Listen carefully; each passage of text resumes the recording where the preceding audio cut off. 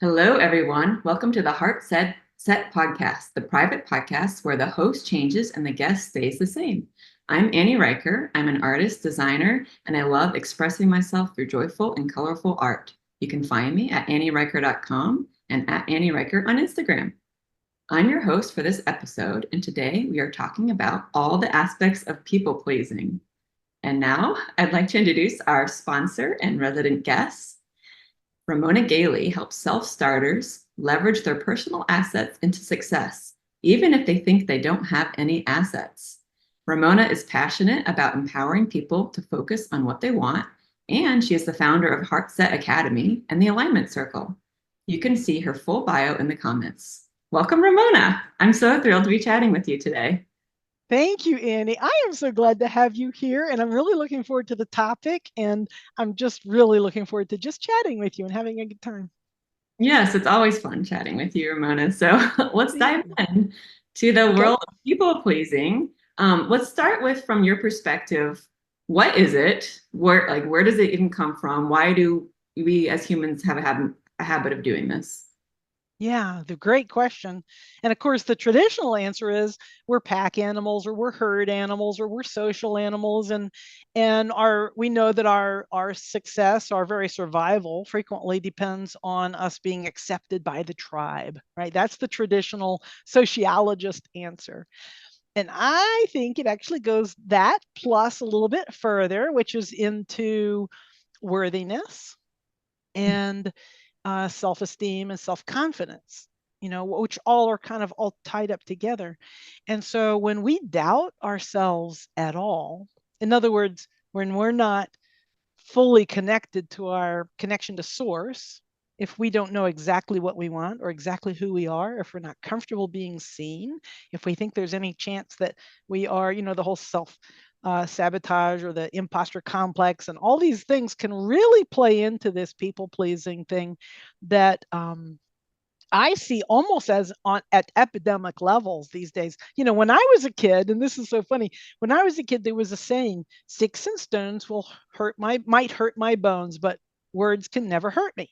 And so we were very strongly encouraged by the school system, by our parents, by, seemed like everybody to be sure to not take anything spoken too personally, to not be offended by it, to not be controlled by it. To me, it was a training in not letting others manipulate me or control my behavior or my thought patterns or my feelings about myself. And these days, there seems to be a prevailing opinion that words can hurt me. Mhm. And so I'm going to do everything I can to make sure you like me so that you don't say words that hurt me. And so that becomes a real vicious circle pretty quickly. And so I think the bottom line of all of that, I mean, a lot of that's cultural, a lot of that's habitual, a lot of it's just momentum. But the way to break all of that is to start working on worthiness and self-connection. So, which pretty much the same thing. So when I know that I'm worthy of love, which I know when I'm really connected to source or to God or to infinite intelligence or greater consciousness or Mother Earth or the universe, or, people call it all different things. But what it is our true self, like our aligned self. So if there's any sense at all that there's something greater than us and that we are part of that greater than us, then there's a connection. And Oprah frequently calls that completing the circuit, like almost like imagine like electrical circuit. And as long as that electrical circuit is open, if it's not connected all the way, the electricity can't flow. It just sits there. But as soon as you close the circuit, zzz, right? It's just like you flip a Right. switch. It closes the circuit and the light comes on. And to me, that's what this is all about. Getting into that circuit right there, whatever that means to you, however that feels to you, and it can be highly unique to each one of us.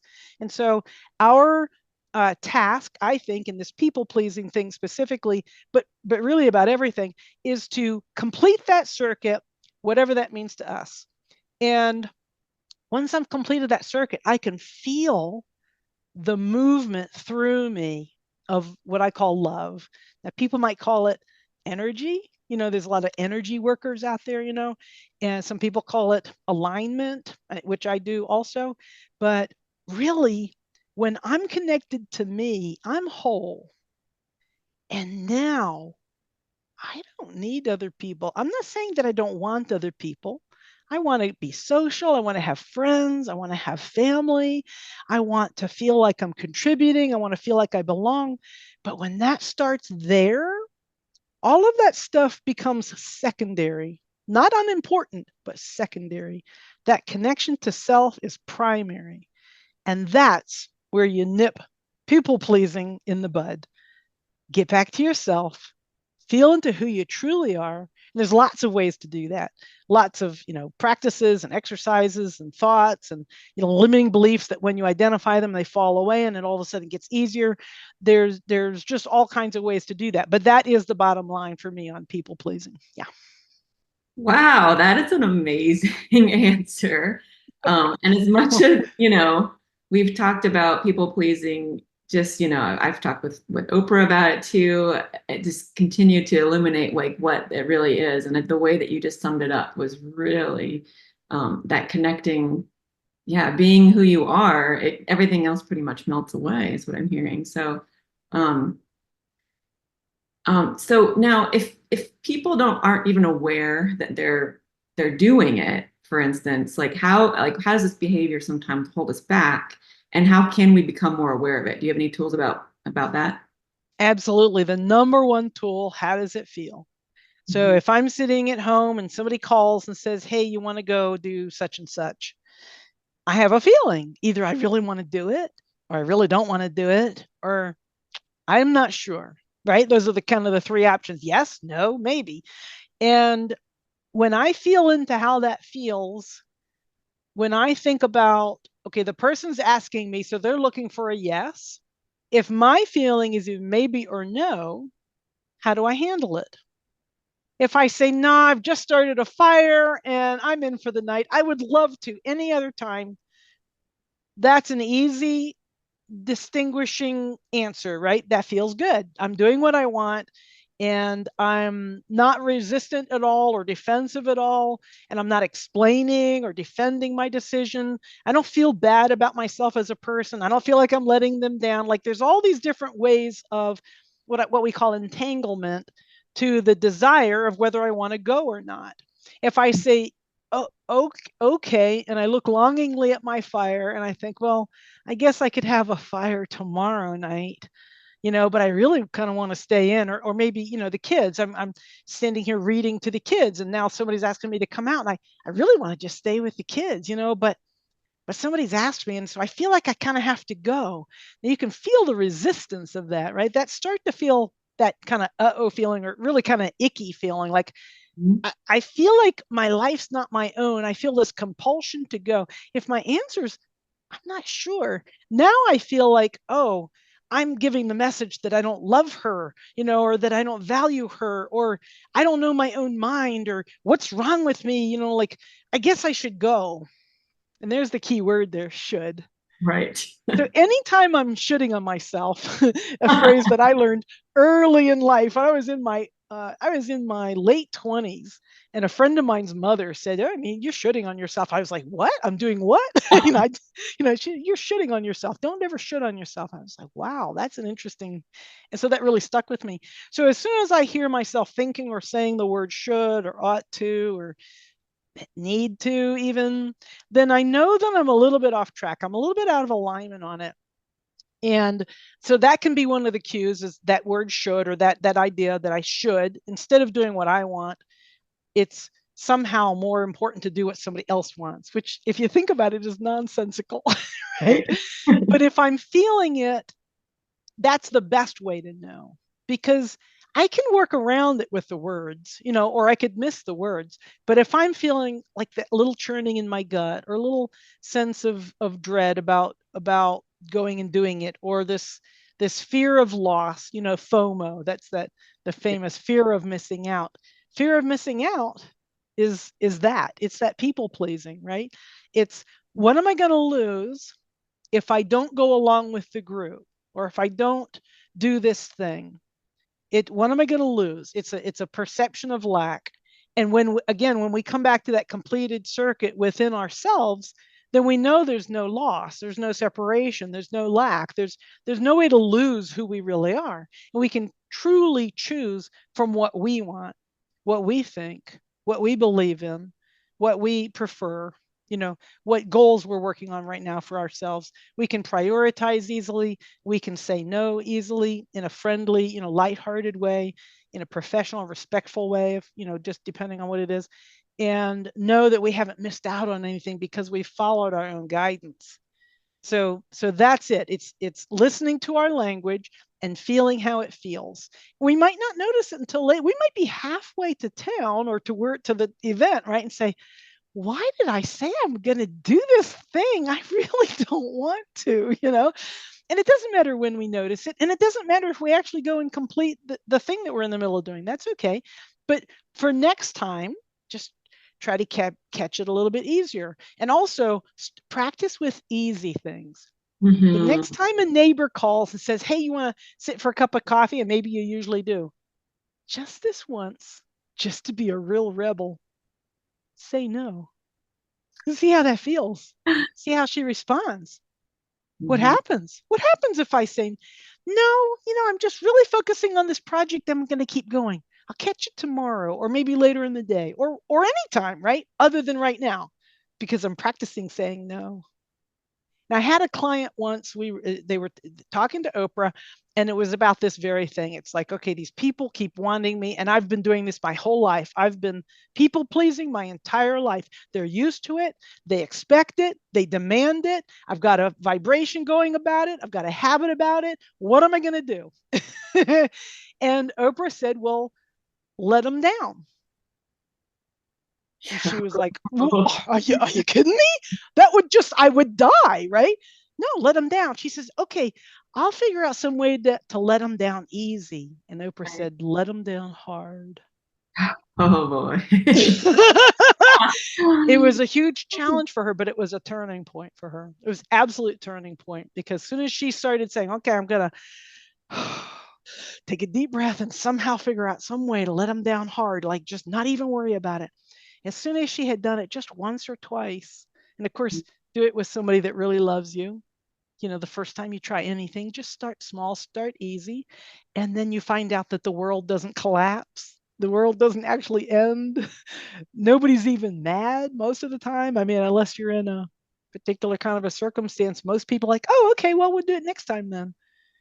And when you get that first rush of, wow, I have the power to control my own destiny, to do what I want, it's heady stuff. It can really take off. It's really good.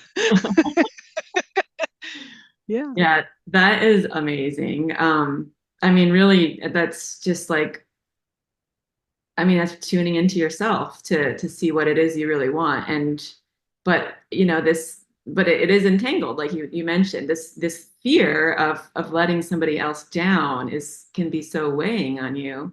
Um, and I'd like to ask you that specifically because you've talked about, start easy, but like, what if you are in the situation where, okay, I can easily say no to the neighbor, I can, take something else off my calendar, but if it's someone you really love and someone you maybe even live with, a family member, who's asking you to do something, or maybe even like expressing emotion, like anger, or angry at you, and then you feel uncomfortable on your side. Do you have any other techniques that you use for that kind of situation? Absolutely. When I'm talking about dealing with somebody that I really care about, like my spouse, my kids, my parents, like people that are really important in my life. They've played a long, important role in my life. So we've got a lot of momentum going. Right. Number one, give myself a break. Ooh, Give yeah. myself a break. Just let myself off the hook. It's okay. This is a big one. You wouldn't go and run. What are some common marathon? I don't even know because I am not a marathon runner. Let's say 14 miles. I think 14 miles a thing. So let's say you decide you want to run a marathon, and the one you've signed up for is 14 miles, and you haven't run more than 2 blocks in quite a while. Right? See, I can totally identify with this No. one, right? So I've decided I'm gonna run this marathon. Wow, first thing I got to do is really take it easy. I can't be beating up on myself the first time I go out and practice and run 6 blocks instead of 2 blocks and then stop. I've got to say, you know what? I've got to start somewhere. Everybody starts somewhere. I didn't learn to walk, and then 2 days later run, I mean, I walked for quite a while. I fell down a lot, this is kind of the same thing. My muscles want to kind of get with the program gradually. My mindset wants to kind of get with the program gradually. My emotional desires of this outcome of this experience want to kind of unfold naturally. I don't really know what to expect from this thing. It's kind of an artificial goal out there in the middle of nowhere. So I don't have any real essential connection to it yet. I've just created it. I've just thought of it.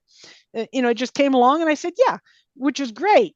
But I want to be really careful and gentle with myself as I start to get going with it. And it's the same thing.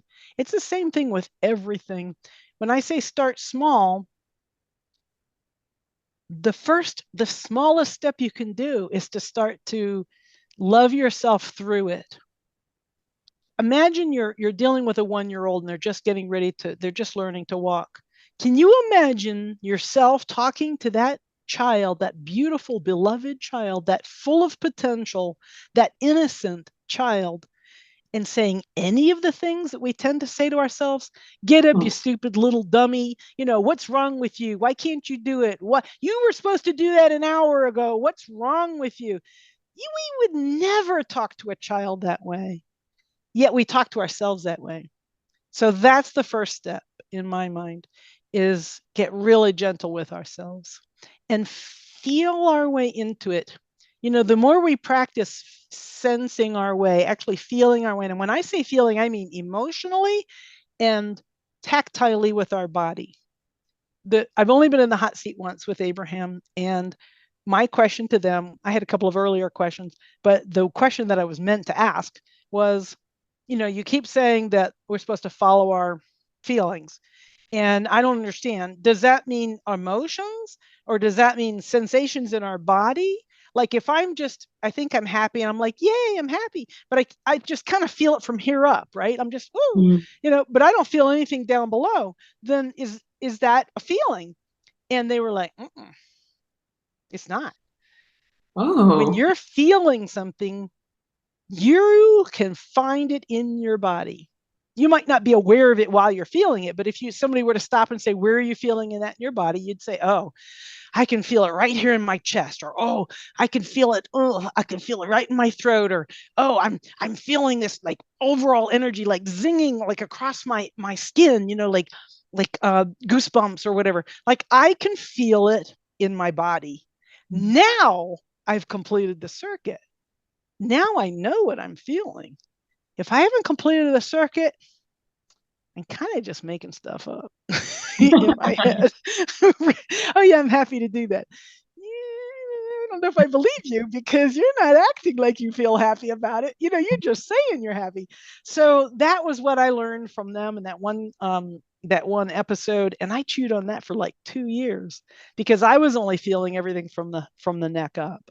At that point, I was feeling stuff for the first time. When I first started following Abraham, I wasn't feeling anything. I was completely shut down physically and emotionally. So by the time I got to ask them that, I was feeling a lot, but it was definitely from the neck up.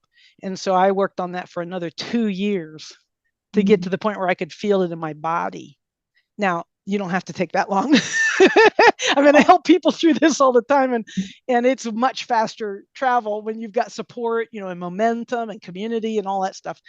But yeah, I've kind of forgotten what your last question was. I kind of got off track. What was it again? Tell me No, again. this is really illuminating. We were talking about when there's someone you love, like kind of, Oh yeah. you know, Yeah. Okay. Yes. When it's really important to you, yes. give yourself a break. Yeah, That's really important. it's huge. It's It's huge. huge. Yeah, And it it's, really we don't, is. and to think about that, like we get so hard on ourselves about, yeah, Yes. I should be able to Yes. do this. And that's another should. Yeah. Well, so yeah, and so that whole thing about talking to yourself the way you would never speak to a baby or a toddler. So really what that means is, when it's someone who's important to you, or something that's really important to you, especially people, we're talking about people pleasing. Mhm. So somebody really important asks It's usually just an ask. We might think it's a demand, but it's usually just an ask. Hey, would you mind doing such and such? Would you, hey, is it okay if we, whatever it is, whatever that is. And it's really important. Somebody who's really important to you, first thing, go inside and get aligned and ask yourself, what is it that I want? And if there's a difference, you want to go Italian, I want to go Chinese. Let's just stick with something really simple, right? Uh-huh. Oh, I'm so excited. We're going to go. Can we go Italian tonight? I've been looking forward to it all week. I don't like Italian. She knows I don't like Italian. I'm gluten free. I can't even eat Italian. I really want to go Chinese, but I'm feeling a lot of pressure to go Italian because I'm interested in pleasing you because you mean a lot to me. Okay. If I come back into my body and I say, wow, I really feel this. I really feel that I don't want to eat Italian. It's not going to be good for me. It's not, my body's not going to feel good. I mean, my belief right now is that I don't want to eat gluten, especially, and I don't even really care. Okay. All right. I'm getting clear. I can feel it. I can feel it. I'm feeling it in lots of different places. Now, the second step is to say something and go back to rule number one, be very gentle with yourself. The first time you say anything to someone you really care about that definitely goes against something that they're really excited about or really needing,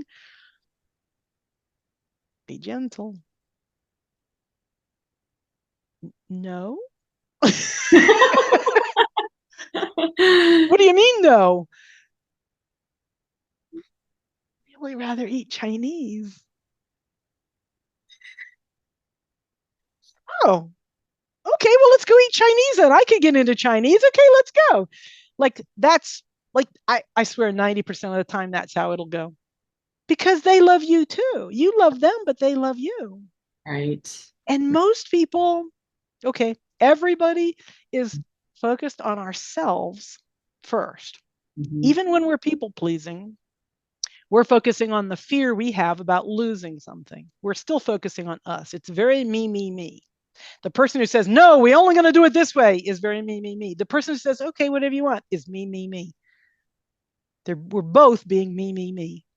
Mm. And so as soon as you present at all something to the loved one that you've never done before, like this person probably doesn't even know that you prefer Chinese because you've never said no before. And so give them a break too. Give them a chance to softly respond, to be loving, and just see where it goes. Just be very gentle with both of you. And what you'll find is that it very quickly becomes very easy in a way that you can't possibly imagine if you've been people pleasing your whole life.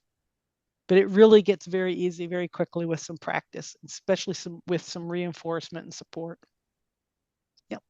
Yeah. Wow, that's so insightful. My goodness. Well, thank you. I will remember the Chinese versus Italian moving forward as an example. And I love the little monologue you just did, but kind of going through this process because then you can, it's about feeling it. And yeah. So that was really Yeah. beautiful. Yeah. Thank you so Cool. much. You're Is there very welcome. anything you'd like to say about people pleasing for now? Or I think Um, really covered a lot. just the word, just the term people pleasing can feel a little beating up on ourselves, right? It feels like Yeah. there's something wrong with me. I'm not strong. I'm not I don't have any self-respect. I must be afraid of people. I'm shy. I'm not self-confident. Who am I, to ask for what I want? There's a lot of that kind of goes into the judgment of people pleasing. And I would say it's very similar to the old fight or flight thing, which they eventually, when I was a kid, it was just fight or flight. That's all we had. I mean, we had more, but that's all anybody talked about. Right. Then they added later freeze or fawn. And of course, freeze is just shut up, and fawn is kind of like people pleasing, right? So understand that people pleasing is a trauma response. It's a learned trauma response. If you're in this position where you have to fight or flight or freeze or fawn, there's something going on. There's something threatening you, right? A bear attack, or just somebody really mad at you, or when you're a little kid and you can't defend yourself. You need your parents to love you for you to survive, right? So we're hardwired to people please our parents to start with.